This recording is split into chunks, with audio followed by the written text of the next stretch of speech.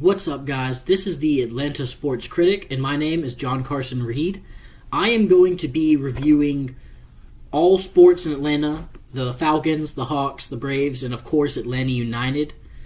So today I'm going to be focusing more on Atlanta United. I'm going to be talking about the new coach, Frank DeBoer, more of the key players, and the formation and its tactics.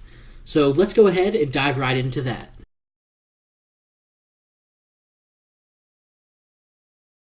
First off, we have the coach, Frank DeBoer. He was, back in the day, a tremendous footballer, definitely a legend in my opinion. And he has had quite a coaching career, coaching at Crystal Palace, Inter Milan, Ajax, now Atlanta United. Those are just some of his main teams. And while I respect him as a person and as a coach, he has not always succeeded. He had very poor runs at Crystal Palace, an insanely bad run at Inter Milan, and he did succeed at Ajax, but not with that formation that he is using here at Atlanta United. He is using a three-in-the-back system with us, and it is vitally hurting with us, but I will get more on that subject later. So let's go ahead and dive on into the players.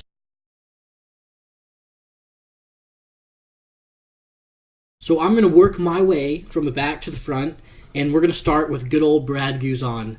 This guy has had an amazing career. He is an amazing goalie. I think he might be the best in the MLS, and there's not really much I can say about him. He's a fan favorite. Everybody loves him, and he gets the job done night after night. Next, we're going to be talking about Brek Shea, the new signing for the left wing back position. He hasn't had such a dominant career as others, but I do hope that he finds his way with our team because he is more of a big name, if I may, but he hasn't really played that well for us, hasn't played for his other teams in the past. I don't like it when he takes it down the left side and tries to drive in and cross it. His passes and crosses just aren't there for me yet, but I think with the right coaching and enough practice, he can get to that level, and I think we just need to give him a little bit of time. LGP and Parkhurst in the middle, maybe switching out Miles Robinson in there every so often. Amazing center back core. We've got speed, we've got strength, we've got passing, we've got skill, we've got smarts. We have everything we need in those center back positions, and I couldn't be more happy with it.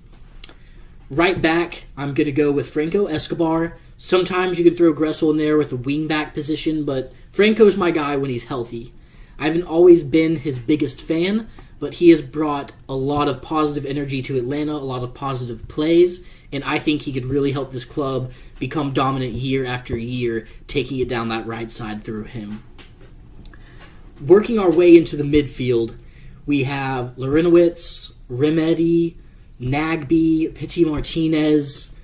He could play out on the wing, but I like to play him at the cam position.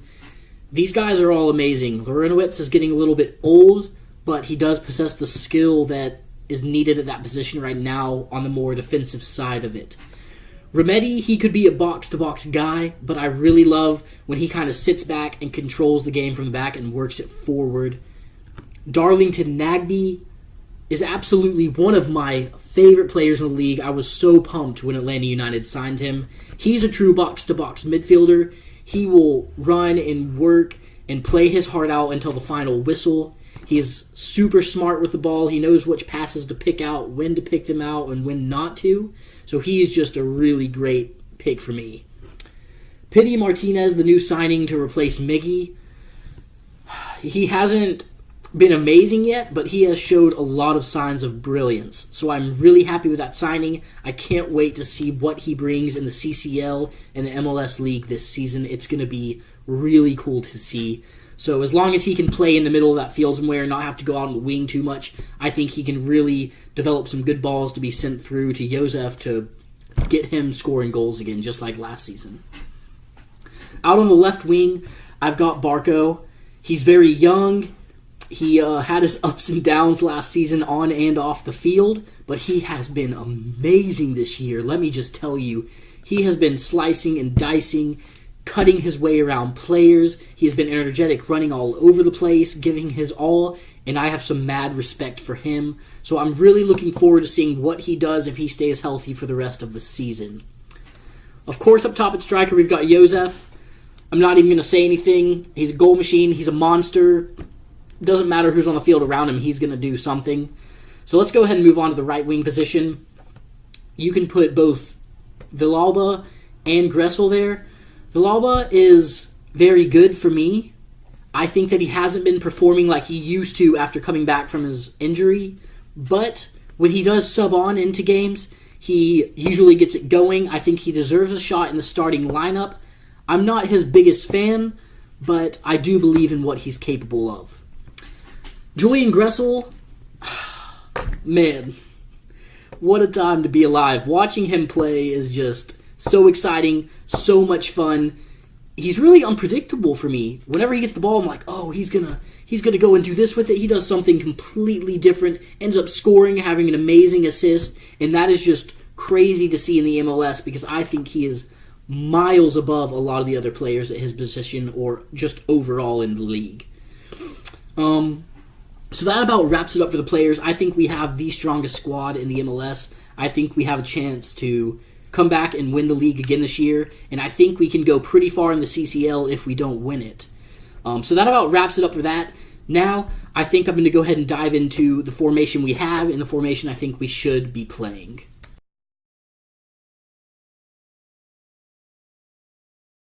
So right now, Frank de Boer has us playing a 3-4-3, and it's been 50-50. We've had one really good game with it, but 2 games where it's just like, do we know how to play soccer? Do we know how to use this formation?